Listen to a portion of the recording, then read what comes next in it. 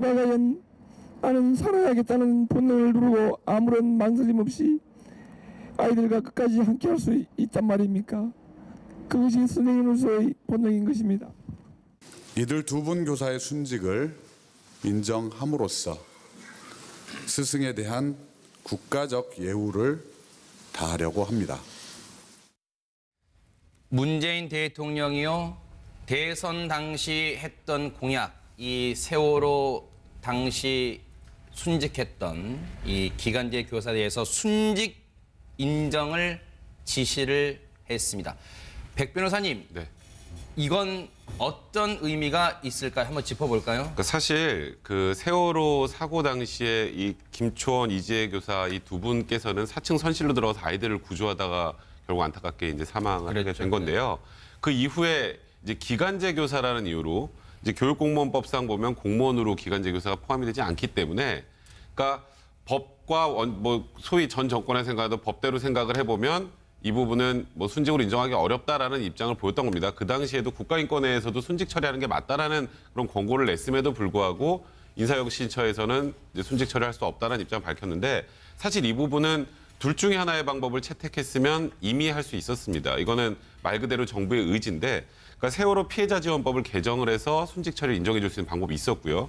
또 하나는 공무원연금법상 이제 대통령령으로 인정하는 자도 순직 처리가 인정이 되니까 대통령의 의지만 있었으면 할 수 있었는데, 우리가 전 정권을 한번 생각을 해보면 세월호 사고 이후에 세월호 사고를 이 아이들과 이 교사들이 안타깝게 사망한 사건으로 바라보기보다는 정치적으로 좀 바라보는 경우가 많았죠. 그러니까 블랙리스트 문제도 세월호 사고 이후에 굉장히 좀 강력해졌단 말이에요. 네. 그런 걸 보면 이 전 정권에서는 사실 이 부분과 관련해서 적극적인 노력을 하지 않았다라는 거고, 그래서 이번에 이제 문재인 대통령이 당선되고 나서 네. 그간 공약으로 내세웠던 부분, 그 부분을 이제 어떤 방식으로 진행을 할지 모르겠습니다만, 일단 인사혁신처도 바로 이제 순직 처리 뭐 절차에 돌입하겠다라고 한 이상 뭐 대통령령을 바꾸던 어떤 방식으로든지 이제 이 두 교사의 순직 처리를 인정을 할 텐데요.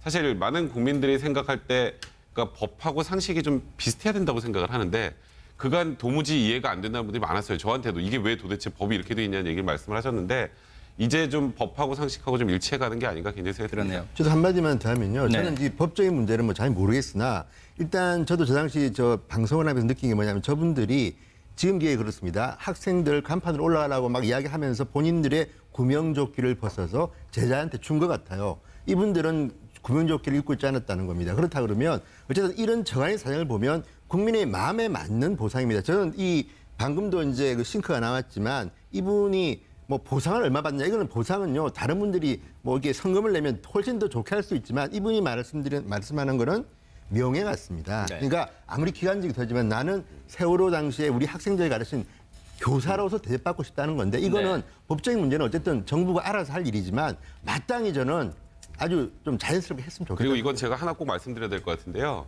이게 이거 돈 때문에 그런 거 아니야라고 옛날에 얘기했던 분들이 좀 있었어요. 근데 그건 돈하고 상관이 없습니다. 왜냐하면 이게 지금 순직 처리가 되느냐 안 되느냐에 따라서 보상금의 차이가 없어요. 근데 진짜 말 그대로 지금 진성 의원님 말씀하셨던 것처럼 이 두 분 교사의 명예 때문에 이 부모님들이 계속 네. 저 법원 앞에서, 그리고 또 지금 소송까지 지금 제기해 놓은 상황이었는데, 네. 그러니까 이게 그런 문제가 아니라 그 당시에 아이들을 지키기 위해서 정말 목숨을 내놓았던 이 두 분에 대한 명예 차원이었다라는 부분을 일단 좀 강조드려야 될 것 같습니다. 네. 저도 한 가지만 좀 그러시죠. 언급을 네네. 드리면요. 김초원 교사의 아버지 같은 경우에는 이 순직 처리를 요구하고 호소하다가 성대가 녹아내려서 인공 성대를 하셨다고 하더라고요. 그만큼 부모의 마음이 이제 절절하셨다는 것을 국민들께서 같이 좀 공감해 주시면 좋겠다는 것 한 가지하고, 또 다른 한 가지는 제가 19대 때 교육문화체육관광위원회에 있었습니다. 학교 내에 정작 비정규직 문제가 심각한데요. 그러니까 지금 기간제 교사이기 때문에 순직을 인정 안 해주겠다는 것이 정부의 기존 방침이었지 않습니까?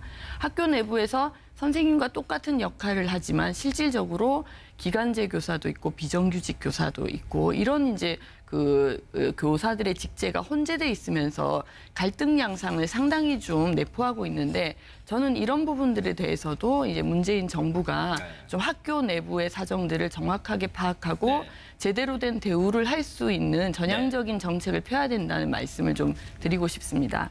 물론 세월호 참사로 희생된 분들 중에 어느 누구 하나 안타깝고 황망한 죽음이 없겠습니까?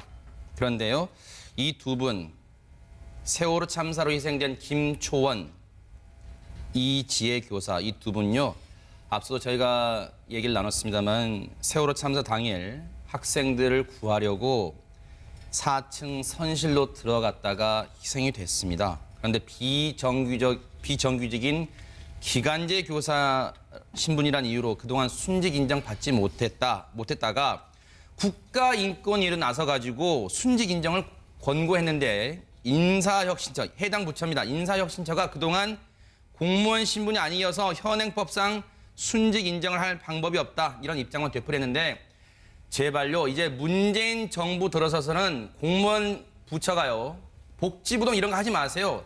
적극적으로 의견을 내세요. 이렇게 하는 게 좋겠다. 눈치만 살피지 말고요.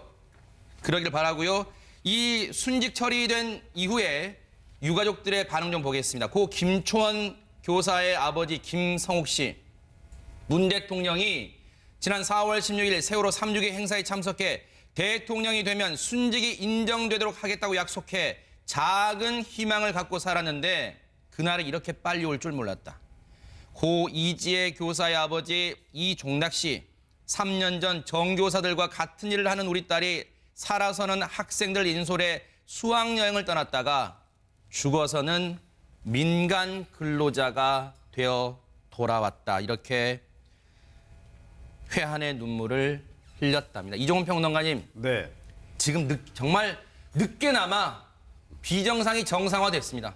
네, 그렇죠. 그러니까 사실은 조금 전에 이제 말씀하셨듯이 지난 정부에서 이게 의지만 있으면 충분히 할 수 있는 거였다는 거죠. 그러니까 이번에도 대통령 지시 하나로 지금 결정이 난 거 아닙니까? 그러니까 네. 지난 정부 시절에도 만약에 박근혜 전 대통령이 이 문제에 관심이 있었다. 그래서 이렇게 지시를 내렸다 그러면 똑같이 일이 진행이 됐을 겁니다. 이제 그런 점에서 이제 차이가 있다라는 거고요.